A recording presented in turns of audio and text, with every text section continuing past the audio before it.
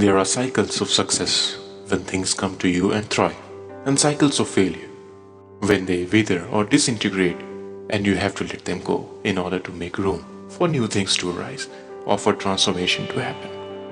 If you cling and resist at that point, it means you are refusing to go with the flow of life and you will suffer. It is not true that up cycle is good and the down cycle bad, except in the mind's judgment.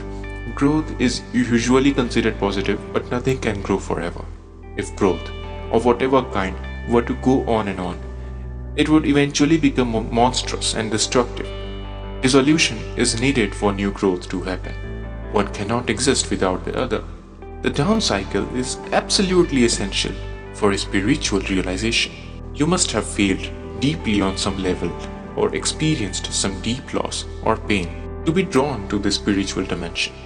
Or perhaps your very success became empty and meaningless and so turned out to be failure. Failure lies concealed in every success and success in every failure.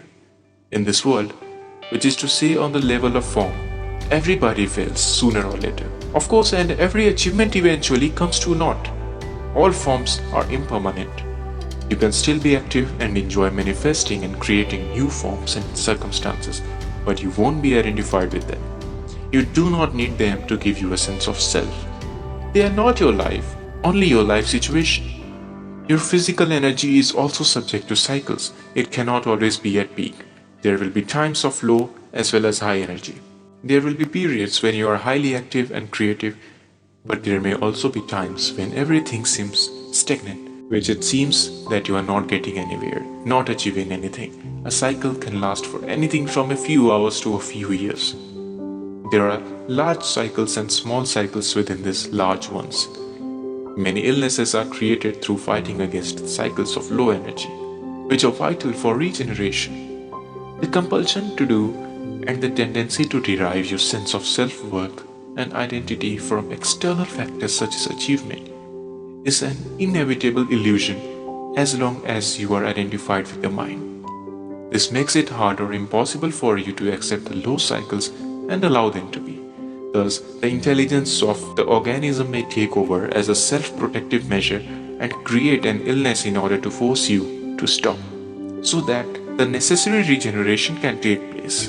We sometimes hear of people who have lost all their money and whose reputation has been ruined, committing suicide. Those are the extreme cases. Others, whenever a major loss of one kind or another occurs, just become deeply unhappy or make themselves ill. They cannot distinguish between their life and the life situation. I recently read about a famous actress who died in her 80s. As her beauty started to fade and became ravaged by old age, she grew desperately unhappy and became a recluse. She too had identified with the condition, her external appearance. First, the condition gave her a happy sense of self, then an unhappy one. If she had been able to connect with the formless and timeless life within, she could have watched and allowed the fading of her external form from a place of serenity and peace. Moreover, her external form would have become increasingly transparent to the light shining through from her ageless true nature, so her beauty would not really have faded but simply become transformed into spiritual beauty. However, nobody told her that this is possible. The most essential kind of knowledge is not yet widely accessible. The Buddha taught that even your happiness is dukkha, a Pali word meaning suffering or unsatisfactoriness. It is inseparable from its opposite. This means that your happiness and unhappiness are in fact one. Only the illusion of time separates them.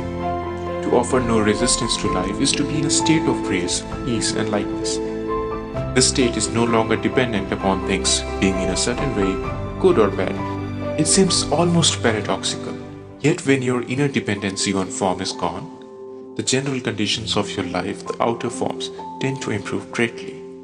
Things, people or conditions that you thought you needed for your happiness now come to you with no struggle or effort on your part, and you are free to enjoy and appreciate them while they last.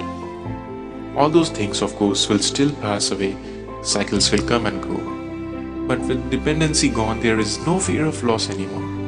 Life flows with ease.